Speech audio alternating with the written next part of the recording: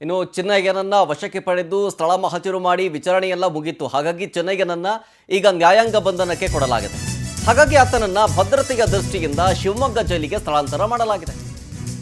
ಶಿವಮೊಗ್ಗ ಜಿಲ್ಲಾ ಕೇಂದ್ರ ಕಾರಾಗೃಹ ಇದು ಹೈಟೆಕ್ ಜೈಲಿದು. ಕೆಲ ದಿನಗಳ ಕಾಲ ಕಾವೇರಿ ಬ್ಯಾರಕ್ನಲ್ಲಿ ಈ ಚಿನ್ನಯ್ಯ ಉಳ್ಕೊಳ್ತಾನೆ. ಆತನ ನಡವಳಿಕೆ ನೋಡಿಕೊಂಡು ಬೇರೆ ಬ್ಯಾರಕ್ಗೆ ಏನಾದರೂ ಶಿಫ್ಟ್ ಮಾಡಬೇಕಾ ಅನ್ನೋದನ್ನು ನೋಡ್ತಾರೆ. 850ಕ್ಕೂ ಹೆಚ್ಚು ಕೈದಿಗಳು ಇದೇ ಶಿವಮೊಗ್ಗದ ಹೈಟೆಕ್ ಕಾರಾಗೃಹದಲ್ಲಿದ್ದಾರೆ, ಶಿಕ್ಷೆಯನ್ನು ಅನುಭವಿಸ್ತಿದ್ದಾರೆ. ಇದೇ ಜೈಲಿನಲ್ಲಿ ಈಗ ಚಿನ್ನಯ್ಯ ಕೂಡ ಇದ್ದಾನೆ. ಶಿವಮೊಗ್ಗ ಹೈಟೆಕ್ ಕಾರಾಗೃಹ. ಧರ್ಮಸ್ಥಳದಲ್ಲಿ ಶವವನ್ನು ಹೂತಿದ್ದೀನಿ, 100 ಶವಗಳನ್ನು ಹೂತಿಟ್ಟಿದ್ದೀನಿ ಅಂತ ಹೇಳಿರ್ತಾನೆ. ಆದರೆ ಅದೆಲ್ಲವೂ ಕೂಡ ಸುಳ್ಳು ಅನ್ನೋದು.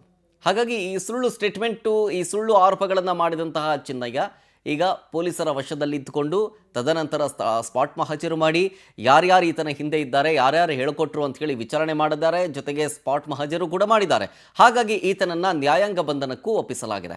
ಆರೋಪಿ ಚಿನ್ನಯ್ಯನನ್ನು ಶಿವಮೊಗ್ಗ ಜೈಲಿಗೆ ಈಗ ಸ್ಥಳಾಂತರಿಸಿದ್ದಾರೆ ಪೊಲೀಸರು.